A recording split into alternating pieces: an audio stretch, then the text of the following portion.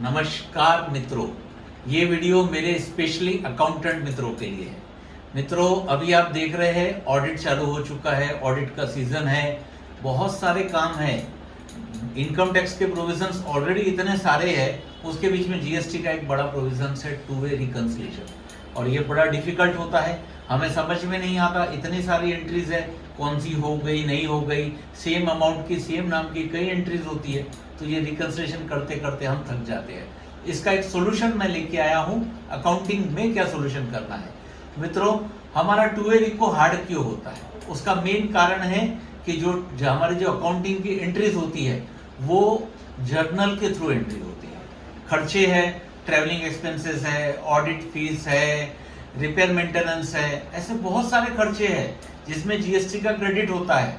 Fix asset का purchase है जिसमें जीएसटी का इनपुट टैक्स क्रेडिट लेना है, लेकिन वो हम जेवी के थ्रू एंट्री करते हैं, जर्नल के थ्रू एंट्री करते हैं। इससे क्या होता है, वो परचेज रजिस्टर के जो टेबुलर फॉर्मेट है उसमें आ ही नहीं पाती है। फिर हमें उसके इनपुट लेजर में जाओ, वहां से एंट्री निकालो, किसमें आईटीसी लिया है, वो कहाँ बुक हुआ है।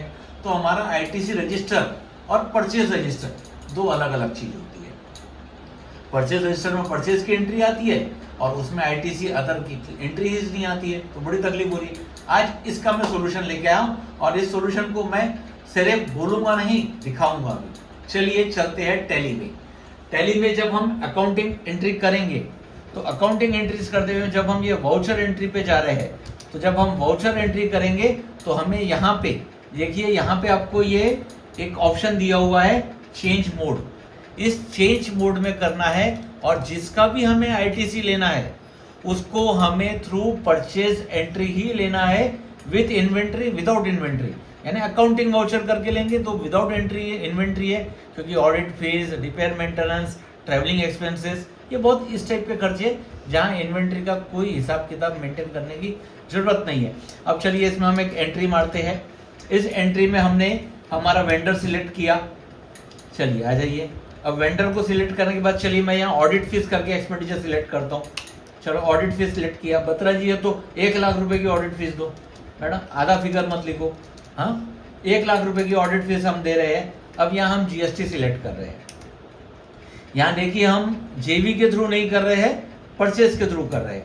चलिए 18% का रेट ऑफ टैक्स है तो 9,000 रुपये सीजीएसटी डालिए। 90,000 नहीं मैडम, 9,000 रुपया। इनकम से ज़्यादा जीएसटी भरवाएंगे आप हमें। चलिए 9,000 एसजीएसटी। चलिए अब ये एंट्री मेरी कंप्लीट हो गई, ठीक है। अब मैं इसका परचेज रजिस्टर जाता हूँ। अब मेरा ये परचेज रजिस्टर आईटीसी रजिस्टर है।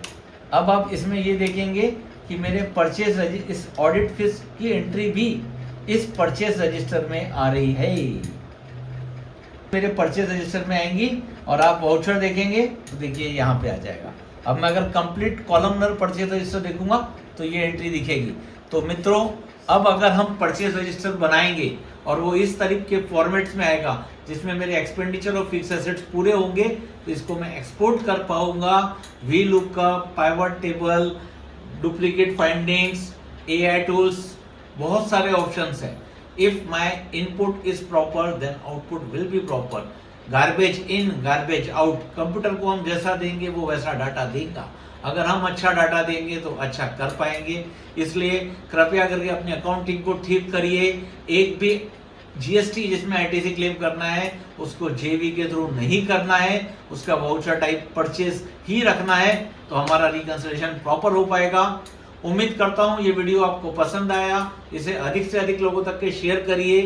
कैमरामैन आशीष करंडे के साथ सीए प्रीतम बत्रा। जय श्री श्याम।